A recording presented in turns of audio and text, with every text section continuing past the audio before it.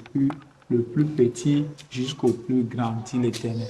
Car je pardonnerai leur iniquité et je ne me souviendrai plus de leur péché. Amen. A révélé au prophète Jérémie, qui était ensuite ici, une révélation. Comme eux étaient ici, ils étaient des prophètes, mais il n'y avait plus d'alliance avec leurs frères juifs qui étaient mélangés avec ces païens samaritains ici. Donc, c'est à cette époque que Dieu a révélé à Jérémie. Parce que Jérémie se plaignait, bon, c'est un livre que j'ai écrit. Bon, vous allez voir que avec le livre, vous allez comprendre qu'il y a beaucoup de versets où Jérémie se plaignait beaucoup à Dieu par la division, avec le comportement qui existait maintenant entre ces juifs comment dire, frères. Mais cette division qui existait entre eux, où ceux-ci ne pouvaient pas quitter le nom pour venir adorer ici. Donc, Dieu a révélé maintenant à Jérémie qu'il conclura une nouvelle alliance avec les deux maisons d'Israël. Vous comprenez maintenant? Vous voyez maintenant comment l'histoire se passe? Dieu maintenant a révélé à Jérémie qu'il conclura maintenant une nouvelle alliance avec les deux maisons d'Israël. Non pas l'alliance qu'il a conclue avec leurs grands-parents, laquelle, dans la Genèse 17, verset 19, Dieu a conclu une alliance avec Isaac. Donc, d'Isaac jusqu'à Jérémie, avant, jusqu'à Moïse, après Moïse, Josué, jusqu'à l'avènement de Jésus-Christ, cette alliance a été abolie, c'est-à-dire leur péché, tout. Ce qui a valu maintenant le châtiment que Dieu leur a mis, leur déportation, exil, tout. Ils ont aboli l'alliance par leur péché, leur non-respect était ici. Ils voyaient que non, la situation entre les Israélites maintenant était, comment dire, désordonnée quelque part. Il n'y avait plus de tout ce qui existait. Dieu maintenant, il veut maintenant rallier ces Israélites. Comme les Juifs sont les plus pieux, parce que la prophétie venait dans la lignée des Juifs, dans la royauté, prophétie, si les Juifs, c'est comme ça, les rois David, tout ça, ils étaient des Juifs. Mais c'était les descendants de Lévi qui étaient les grands sacrificateurs. Vous voyez maintenant, donc on peut pas, ici, il n'y a pas de temps pour parler des Juifs. Pourquoi Dieu aimait tellement les Juifs? Mais toutefois, dans les questionnaires, les gens pouvaient poser cette question. On va essayer de répondre à la limite de nos connaissances.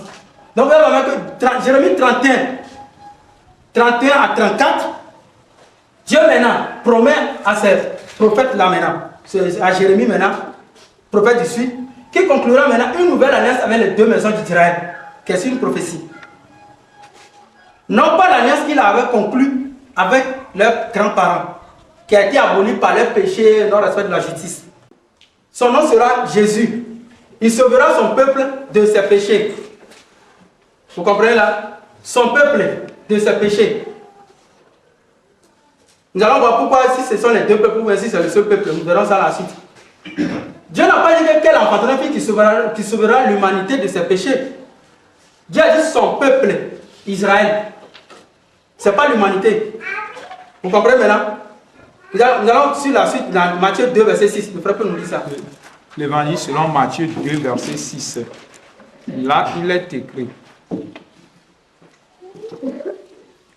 Et toi, Bethléem, terre de Juda, tu n'es certes pas la moindre entre les principales villes de Juda, car de toi sortira un chef qui plaidera l'Israël, mon peuple.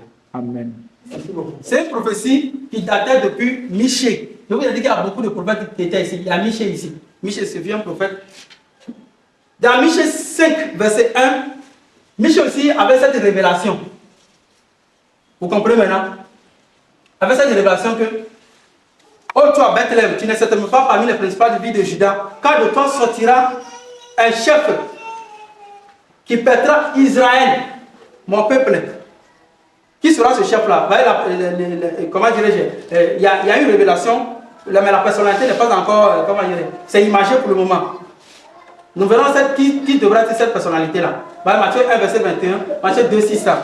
Il sauvera son peuple de ses péchés. Donc Michée aussi avait eu cette révélation, comme Isaïe, comme Jérémie, toujours pour Israël. Nous allons voir ça. Qui sera cette personnalité maintenant? Le nom de Jésus est cette personnalité. Parce que Jésus, il sauvera son peuple de ses péchés. Comme Michée l'a annoncé, quel peuple? Parce que nous nous sommes posé la question, peut-être on pourrait dire que non, le peuple du monde, raison pour laquelle Dieu a bien déterminé cela. Vous comprenez maintenant, non? Dieu il sauvera mon peuple de ses péchés. Le peuple d'Israël. Donc vous avez là, quand Jésus-Christ lui-même il est venu maintenant. Vous comprenez maintenant? Ça sont les sentences divines. Quand lui-même il est venu maintenant, que devra-t-il dire maintenant à son auditoire? Il devait répéter la même chose qu'a dit Dieu par le biais des prophètes. Le frère peut nous dire ça dans Matthieu 10, versets 5 à 7. 5 à 7.